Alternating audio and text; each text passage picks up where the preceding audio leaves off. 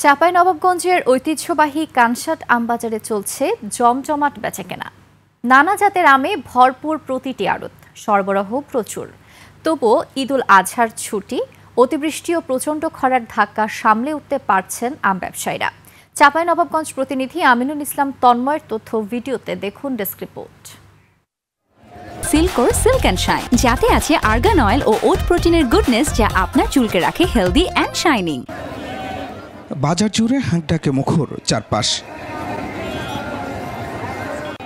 দেশের বিভিন্ন জেলা থেকে আসা পাইকাররা ঝুড়ি ও ক্যারেট ভর্তি আম কিনছেন এখান থেকে। মোকামগুলোতে আমের চাহিদাও বেড়েছে।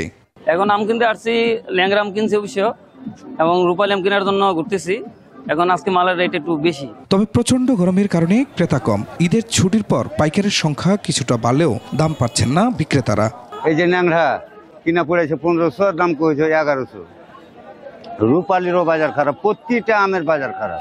গতবার 2000 টাকা মন বিক্রি করেছি, এবারকার 1000 টাকা 1100 টাকা মন বিক্রি করা লাগছে। বাগান মালিক ও আম ব্যবসায়ীরা বলছেন, সব প্রকার আমই গতবারের তুলনায় অর্ধেক দামে বিক্রি করতে হচ্ছে।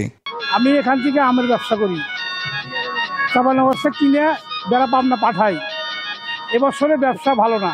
2005 সালে চাঁপাইনবাবগঞ্জে আমবাগানের পরিমাণ ছিল 16,650 হেক্টর। 20 বছরে তা বেড়ে হয়েছে 37,504 হেক্টর। আমরা আশা করছি যতদিন যাবে আমের দাম বাড়বে এবং চাষিরা তারা আরো বেশি মুনাফা অর্জন করতে পারবে।